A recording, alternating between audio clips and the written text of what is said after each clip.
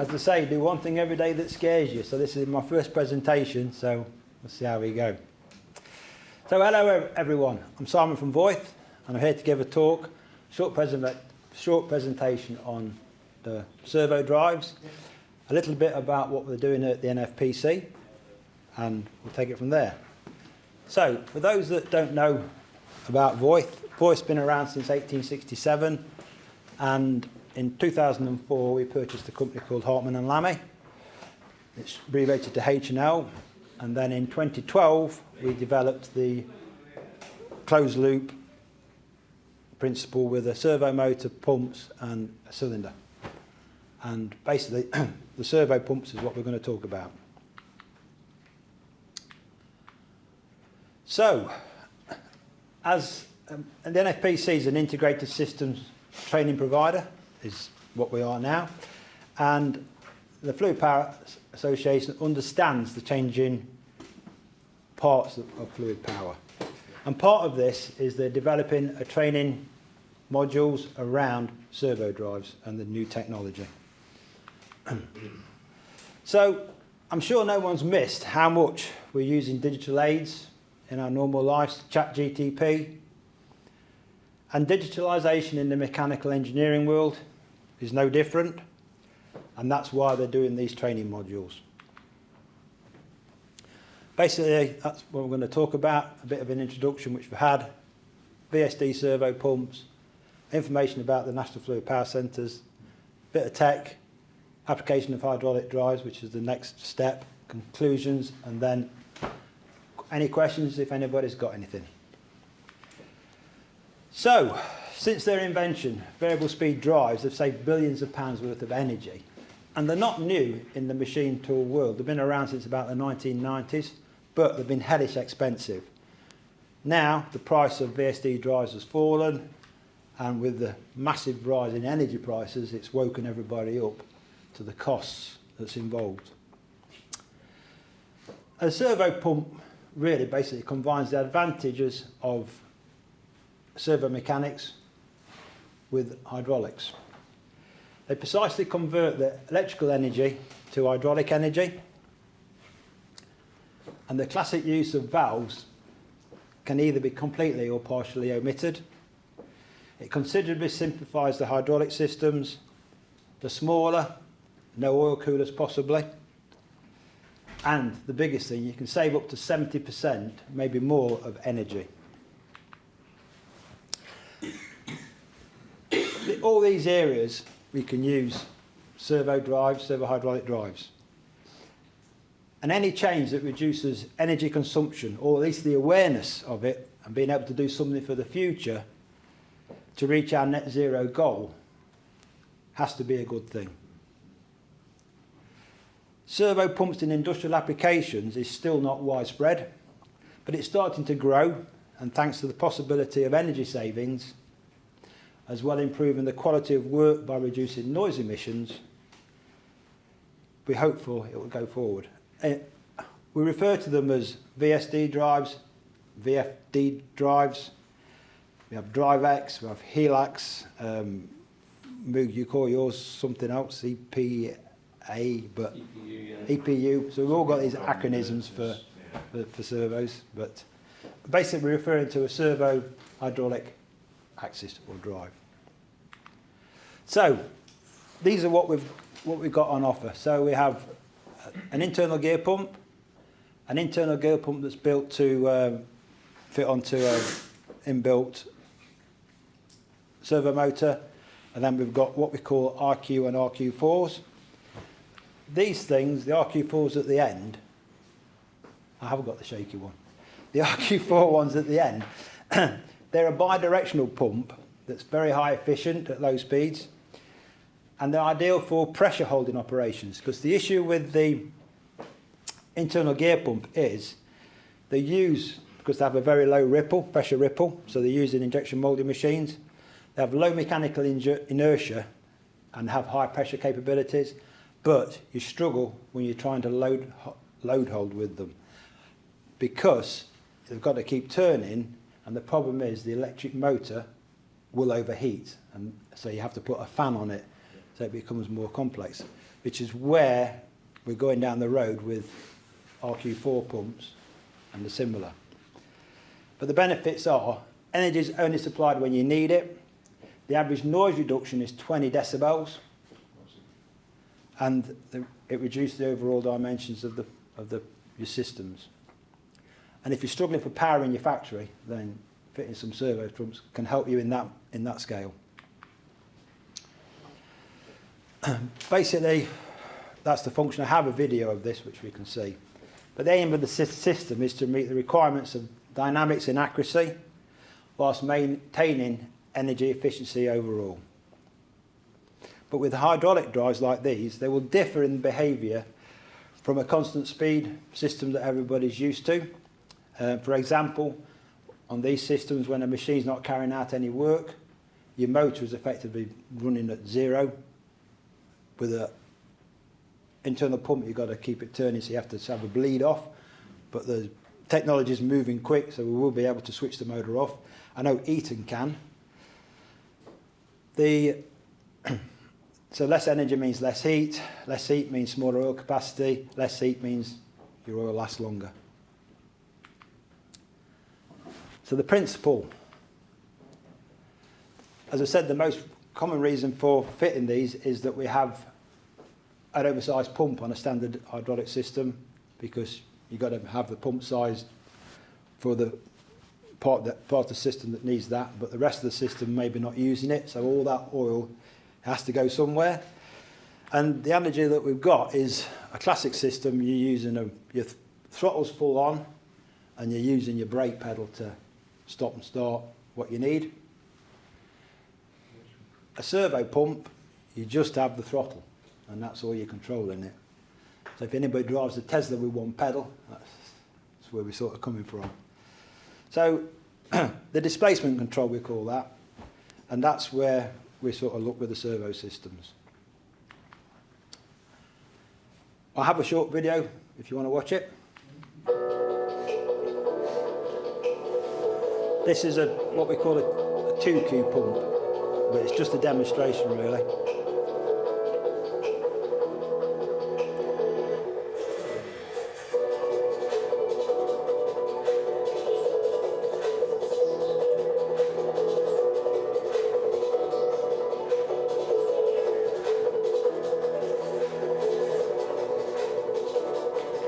It's not a full representation because it's just showing the one pump, but you would have either a 4Q pump or 2 pumps.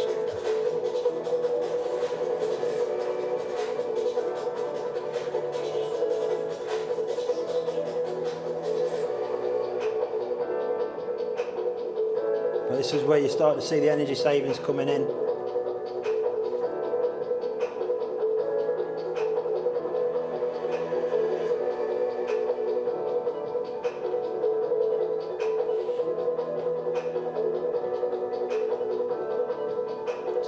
You get an image of what the energy is saved, which is those blue areas.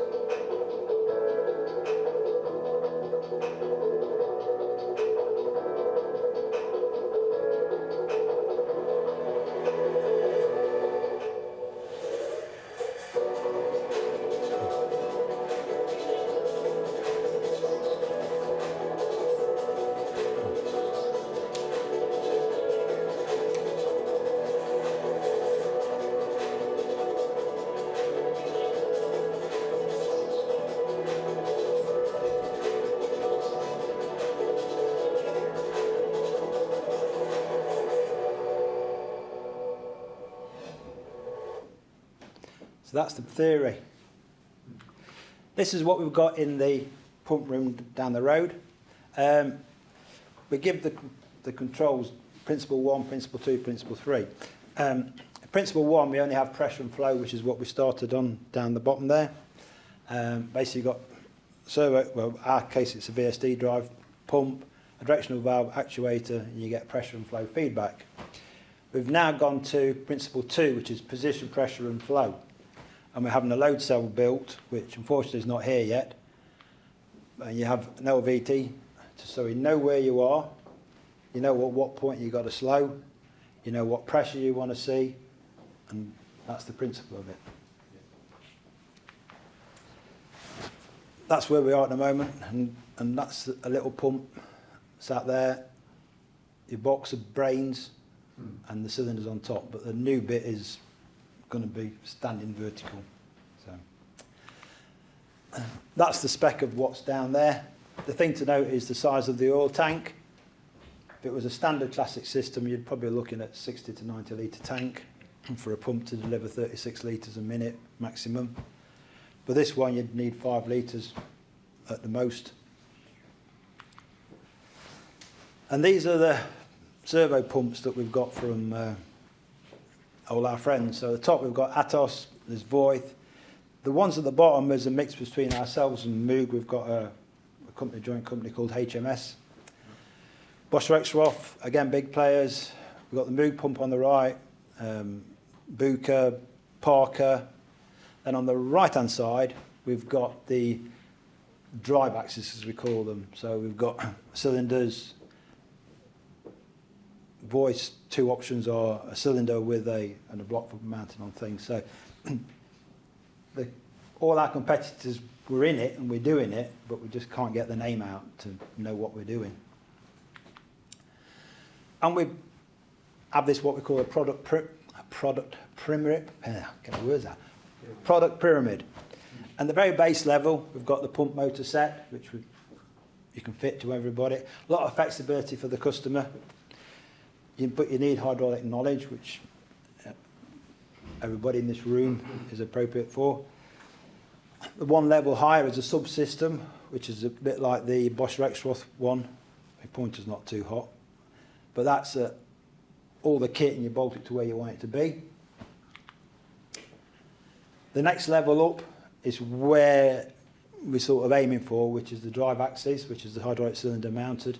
And at the top of the tree, a fully bespoke system, turnkey solution to do whatever you need to do, press industry.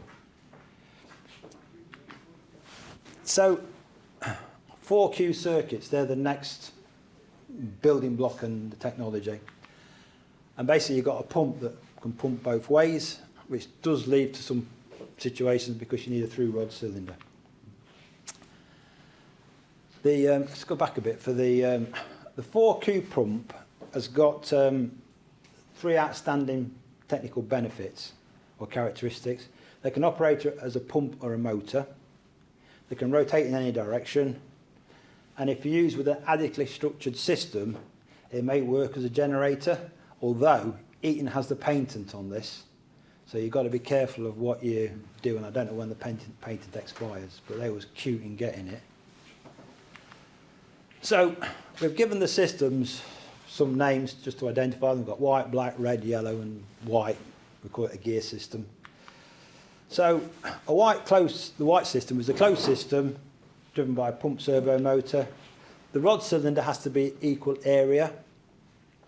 Your relief valves are there, but you don't actually need them because you'll never exceed it. They're just there as a safety function. Your accumulator on the side is actually its reservoir for making up the differences in fluid. The 2 valves are just for, put this slide, it'd be easy to see. Pressure relief and suction valves are just the basic functions that we have to fit in there. Suction valves are just to prevent the pump from cavitating if the pump runs too fast. So, and the pump's a 4Q pump, IQ4. Most of the manufacturers, our competitors, we've got a 4 in the name if it's a 4Q pump. So, again, it's the same models. The IPS is an internal gear pump, and there's many brands that we know. So, the black circuits are where you need a dual displacement pump. So you'd have a bog standard cylinder. It has to be a 2-to-1 relationship, and you just size the pumps to match the cylinder. The advantage with these systems is you can use decompression. You can control decompression if you've got a press, because you can just back one pump off slowly and you control your decompression shock quite easily and quite control it, which you can't do on a conventional system as easily. We've got, this is the Bosch Rexroth Cytro Motion, it's called, and they've got some clever stuff on here to do a differential area cylinder with an equal displacement pump. It looks like it's got 2 servo motors, but the black box at the top is actually their reservoir for taking the oil differences up. So they use clever use of valves for that. The yellow circuit is what we do. We have a special valve to do the same sort of trick. That's quite a small unit. That can fit on the end of a robot, and it's used for riveting or for anything. But we make it's used at the moment for car plants and for making chainsaw chain or what have you. And the gear system, this is a bit more big league. It's in the steel industries. It's for heavy stuff. It's a version of a theme really, and we're using 3 areas to get a high speed. But these things will go to 1,000 tons. But you notice there's no reservoir, and we're just using 2 pumps. So it's a lot smaller, but it's a specialist applications. So the advantages, basically, variable speed drives offer the market low noise, longer life, higher efficiency, just depends on the customer needs. Low noise may be the primary reason to incorporate a VSD drive into your machine. Internal gear servo pumps are capable of running around to nearly 0 rotations. Efficiencies are there. Outside influences are probably the biggest factor on efficiencies for these days. We've got governments wanting us to go down to net zero, so they've compelled manufacturers to look at new solutions for getting down to net zero. And these are the noise levels. A servo pump will drop you down to the left-hand side of that red line. You know when a power pack's squealing, it's very noisy. And if you go in to see a servo pump running, it's super quiet. And dramatically reduced noise pollution will lead to a safer and more productive and more pleasant workplace. Noise levels in the past had to be tolerated because there was no choices, but with a servo pump that's no longer the case. You'll get higher productivity, less fatigue, and the overall work environment will simply be more pleasant to occupy. And there's even a potential to reduce your insurance premiums if you've got this kit in your factory. But Europe is really pushing the energy efficiency regulations. They've got to have been net zero by 2050, and the environment is moving to consider the electric motor solutions. And with fluid power systems, efficiency is always on the top of the agenda. And energy savings from the DriveX systems. I mean, the payback time is in 2 to 5 years, maybe less. I've got an example of one that's quite surprising. Bosch Rexroth talks about useful energy, total energy of a variable speed compared to the throttling losses and pump losses that you see of a classic solution. Many organisations only really consider the initial cost of the kit. They don't really follow the life cycle costs. This is a Harvey study, and this one's really quite an interesting one. They had 2 identical press brakes, one with a classic control 30 kilowatt motor and a servo system which was 5.6 kilowatt systems. And whilst they don't actually have the working cycle, but considering the machine working 12 hours a day for 250 days a year, the power, we pay 39p a kilowatt hour in the UK, that corresponds to a 6.5k cost to run the small power unit for the year. The 30 kilo one costs you 35,000. So that is a huge saving that probably people don't realise. So there's money in the cost of the whole thing for the year that people don't factor in. And it's that's sort of saying that our industry believes that the VSD drives are the way forward, and hydraulic applications will increase over the coming years of that, I'm sure.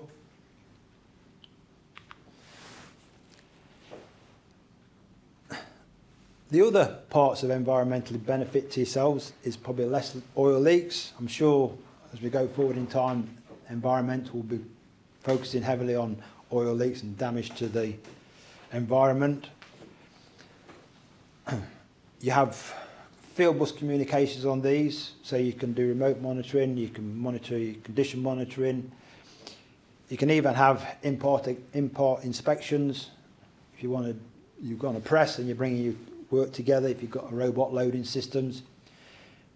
If your part's not there, you can tell it that I should have hit 100 bar by now, you've not seen it, stop. Your filter's clogged, stop. Error codes, everything. You can do a lot more with these easily than you can do with a conventional system.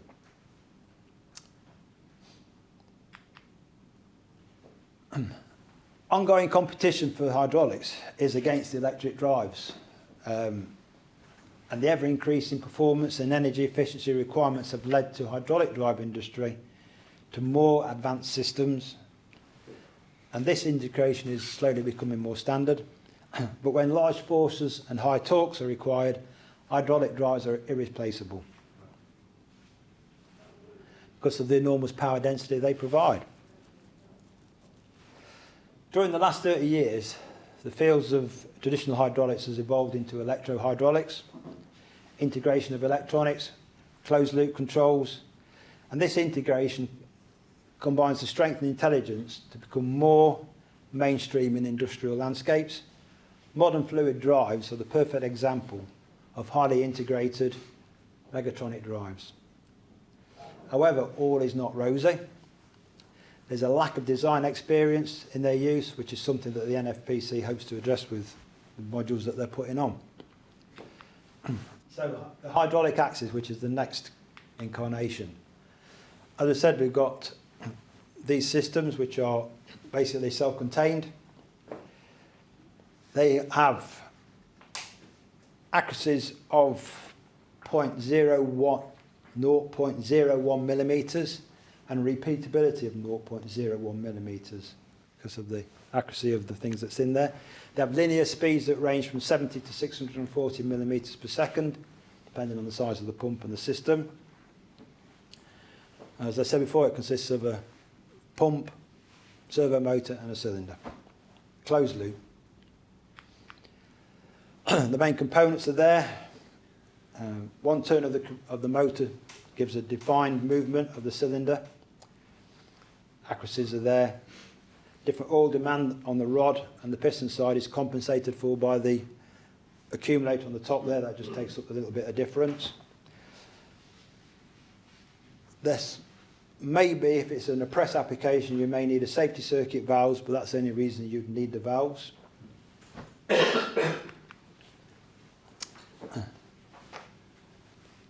They're all the characteristics of the product. Most of them are self-explaining. There's few electrical interfaces. Machine builders can build them into their systems quite well. Position control, pressure force control is possible. Pressure transducer is integrated into the cylinder system. The key features of these are very high energy efficiencies, virtually wireless operation, and hydraulics intrinsically safe overload protection. In control principle 2, you can use several of these together and get synchronized lift or synchronized movements quite easily. Control principle 1 is just speed and pressure, as we said. Any cycle profile is possible. It's fully flexible. It's easy to start up. Disadvantages are intelligent machine control required machine, i.e. we need a PLC and etc. And the customer has to give the speed command. Control position 2 is where we're going down the road, which is what most people choose this option, which is speed, position and pressure. It just makes everything so much more flexible than what you've got. The last one, which is not that common, but is motion control principle 3, which is all built into the motion block. They have, I'm sure this will change, but at the moment there's about 16 steps you can have in, so your recipe of the component that you're trying to form, press, do or process is limited. If it's the same product you're producing every time, then this is ideal because it's cheaper to do, cheaper to build, but you've got no flexibility. So if you're pushing out forming kitchen sinks, same shape every time, then it's ideal. But if you're doing something different, load testing say, it's not going to work for you. And the other thing with this principle is you can't change speed on the fly. You have to stop and start. So the conclusions. Well, the combination of advanced electric technology and hydraulics opens a new chapter for the electric hydraulic drives. Machine builders can benefit from both the traditional and hydraulic characteristics. They're robust, they have power density, and they have the advantages of electric drives, and we've got the drive intelligence that we can use. They are easy to integrate with factory automation systems. You can use them in a number of different design solutions. Selecting the best drive and circuit design depends on a number of factors, but including the type of hydraulic circuit that you're doing, the required response times, and the accuracy of the power required. Primarily, it's all about energy savings, but the byproduct of this is that it helps you need less oil cooling, so ejecting less heat into the factory, plus keeping oil cooler, keeps it in better condition for longer. The technology trend is moving. Intelligent electro-hydraulics enables people with more greater control and flexibility. Reduction of throttling losses, lower oil reservoir, cooling requirements, and the oil remains cooler for long. Using the VFD, you've got lower average noise emissions. The key considerations, though, are dynamic performance, power requirements, and determining the choice of the motor, and selecting a motor drive size best to meet the pressure time flow cycle, the PQ profile for the application, and selecting pumps considered suitable in construction for a variable speed drive. So you can't just stick any pump on a variable speed drive, you've got to have a pump that's designed to work with it.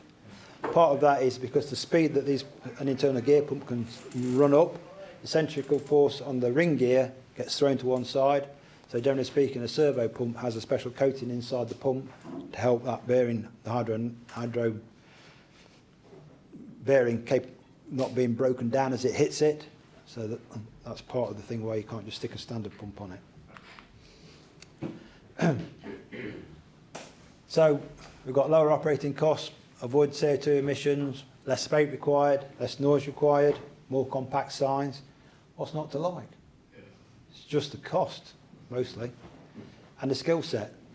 But, you know, there's reduction of overall dimensions by about 60%. The other thing to consider is if you've got a factory that's already got maybe 15, 20 machines and they're already pulling the maximum current into their factory, so they can't put any more machines into them. If there was running servo systems, they would have less power, so they could put in extra machines if they was required.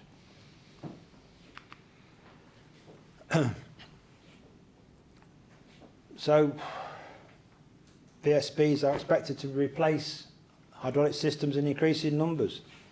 The change is already adopted in plastic industry. It's moving into the press industries. Understanding the principles and the interaction between electrics and electric drives will be the key to the future. We may be at the beginning of a market evolution. Hopefully we are. Certainly for your kids, but hopefully we'll get a better environment. So, any questions? First presentation answered mine. I was going to say what's the main advantage over a traditional linear actuator, electrical linear actuator, but it already mentioned. Yeah, it's power density. Wear free essentially compared to all screws and planetary gears. And stuff like that. If you're using a ball screw electric linear drive, the issue you get is the work is always on the same point of the ball, and they don't last very long. So that is the problem. If you've got a variable stroke, you're doing different things, but it's not such a problem. But generally speaking, on hydraulics, you're moving to the same point every time, Yeah. and you can't get the, although it's changing, but you can't get the power density down. I know that on injection molding machines, they do have some really big electric motors with some kind of fancy ball screw that replaces the hydraulic motor. It's a huge I've seen electric the motor. old screw set up, if that's what you mean. Yeah, on the back end of it, yeah.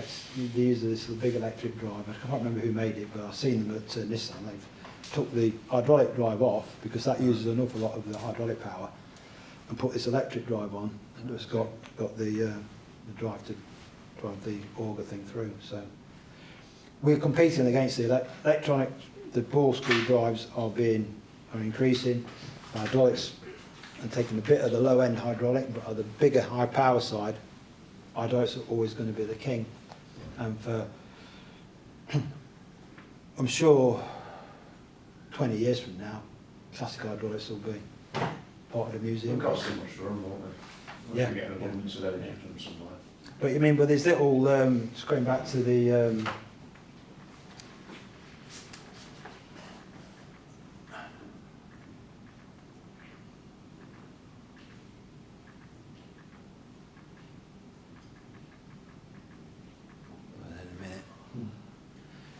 the RQ4s, which is the Moog, was it EPU? If you've got a ring main on, you probably wouldn't need a ring main, you'd probably just fit all over them on your circuit and just use it for when you need it. It's a type of approach. So it's, I'm sure, come back down to earth again in 10 years. I'm retired next year, but I'm sure the next 5 years will be just mind blowing what can be achieved. I mean, we work with Nissan. The problem that we have is the lack of knowledge For these things. for connecting it to retrofitting it, because that's where the market is seen. They've got 4 big injection moulders there that were built and the factory built around them. That's the size, and they use £250,000 worth of energy a year. That was 5 years ago, so the way it's using now, I don't know. And they want to put a servo drive system on there, and they bought the servo drive, they bought the whole package, but they can't get anybody that will take the risk to fit it, to take the pattern and build it onto their system, because of the time constraints to do it. So nobody will take it on board. Yeah, the because- penalties involved if you don't do so, it. massive saving to be had, but can't do it. The crescent inside the pump, Yeah. is there any reason why it seems to be made a non-ferrous? Just for wear.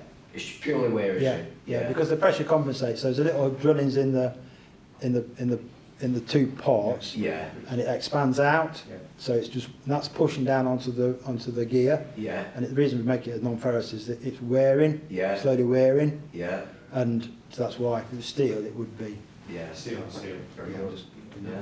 But a 4-quadrant pump, we're trying to develop it so there's 2 of those, so we can spin it one way and spin it the other way. Yeah, So that's what the plan yeah, is. very good.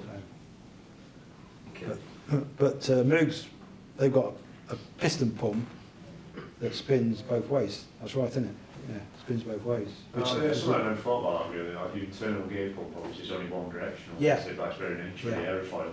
Yeah, So so it's not, like you said, it's not bad. yeah, so that's why we're going for the 4Q, so we can spin them both ways. So you have to use the one that's got two gear pumps on for. Yeah, Yeah. right. But you can just use that with the valve, which is what most people do. Really waste Yeah. energy. And the reason then for this like servo mode then rather than an induction mode then we just have a very fixed track. It just depends on what your cycle is, because the VSD drive don't react as quick. Yeah, it's just speed, Just the speed, yeah. torque, Yeah. I take it. I think talks lots Yeah. into the servo drive. Yeah, load holding as well. Load helps. That's right. Yeah, but you have to put a bigger fan on the back to Yeah. blow the Yeah. cold air through. So, Okay. but generally speaking, if you know whatever your cycle is with a classical hydraulic system is, it will be faster with a servo drive, just Yeah. just by the nature of it. So you'll be putting more parts down at the end of the day. I suppose you can be positional with servos, can't you? Like you can't. Yeah, you've got that feedback straight away, haven't you? Onto the driver, so, okay. When you're driving a gear pump very slowly, do you get pressure report? To a degree you do, yes. But the problem is when you're spinning it dead slow is your motors getting too hot. So what we've done in the pump room, we've got a little bleed off valve, so we can spin it down to 200 or 300 RPM, but we're bleeding the oil off. You've got a leak Just permanently. permanently, yeah. So Was those two things we saw, so the one on the left, I'm assuming they're two pressure transducers, like yeah, vacuum. high side and one for Yeah. the Yeah, because what we found was because these things will spin up so fast, you create you cavitation, can't get the oil into them quick Yeah. enough. moving Yeah, that. on what the machine manufacturers found, who did the machine, put the machine in situ, some clever guys come along and said, we can make it run faster. Get your cycle time down. They changed the parameters inside the drive, so it's spinning too fast. Mostly in China this was, and it was creating cavitation, which was destroying the pumps, Yeah. and the machine builder couldn't understand what was happening, and then we figured it out, so we'll put a vacuum sensor in it, and then it can just kill the machine. Yeah, or slow it down if it's getting Yeah. into negative pressures. Yeah. Yeah. So, No, I can understand that. but Yeah. that's the advantage of the servo systems, that you can put so much more into them that you couldn't do before. I mean, the thing that I was talking about, this press, was we make, it's a machine for making loudspeakers for exhaust pipes for Audi A80s or A10, which is a 10-litre sports car. When it's in town, it loses 7 cylinders, so it's a 3-cylinder car. It sounds right bag of mashings, apparently. So they make this loudspeaker that puts in the gearbox, and it's two halves that are put together. That's one of the machines. The other one is, because they make, you've got sports mode in your car and road mode, normal mode, it's done with a non-Newtonian fluid, and they put electric current through it. So again, it's two halves of a casting for an engine mount with this fancy bit of kit in the middle. And it's all robot loaded, so they take a casting, puts it in the machine, takes the second casting, puts the electronic whiz-bangs in it, puts it on top, and then the servo drive on the cylinder says, right, I'm coming down to, let's say, 100 mil, and I should see no pressure. At 101 mil, I should be seeing 25 bar, and 105 mil, I should see 75 bar, and 108 mil, I should see maximum pressure, and I'll have crimped the part, and the robot can come in and take it out. And they've got in their software to say, right, I'm at 108 mil and I'm not seeing 100 bar, so that means the machining's wrong. So it automatically puts it in the thing. So it's self-checking to a degree because the accuracy is there. So. Just looking at the building an HPU for our pack with this technology, what's the differences from going with a gear pump or a variable displacement pump on the front? And also you were saying just now about having the fixed displacement gear pump on there, that you were, the slowest you would go is like the 200-300 RPM mark. Yeah. If you've got accumulators in the check valve in the system, why couldn't you just turn the motor and the pump off completely You could do. until your pressure drops? You could do, yeah. You can But do. specifically, what's the difference in the benefits of going gear pump or variable displacement if you're running a servo drive, which is through a VFD? For the piston pump, which is what they've been developed for on the right, but you can get the energy savings are greater with the internal gear pump over the piston pump because you get you got the more friction inside the pump with the swash plate, but you also get different ripple principles with the piston pump over the internal gear pump. So in the machines that have been used, the servo pumps, which have been injection molders, they want a constant ripple pattern with the internal gear pumps, which they get. You can use the piston pump. Bosch Rexroth have got one, and they have a second bit of kit in there that controls the swash plate angle, and it knows that when the swash plate is moved to whatever it is, it switches off or does something. I don't fully know how the Bosch Rexroth systems work, but I know there's technology there so you can use the piston pumps. But generally speaking, most of the pumps use the internal gear pump because it's cheaper than the piston pump. So you're offsetting your costs onto the servo drive Yeah. rather than on the pump itself. Yeah. But there's no issue with stopping the motor if you've got accumulators or something like No, that you can system stop to it, keep your pressure up. I mean, any time you have to stop, as if in like in a press application where, say it was a composite press and you've got to come down, you've got to sit there for 8 hours a day, then probably a servo pump, internal gear pump is not going to work for that. You'd go for another option, which would be a piston pump, as you say, or you put in some valves in there to hold it for at the time, and it would just get feedback on pressure to say top it back up again. Yeah, But that would be well. yeah, that's why you got to.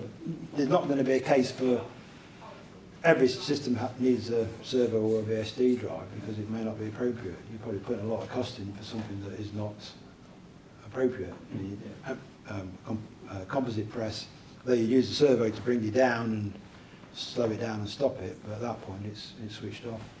Sure.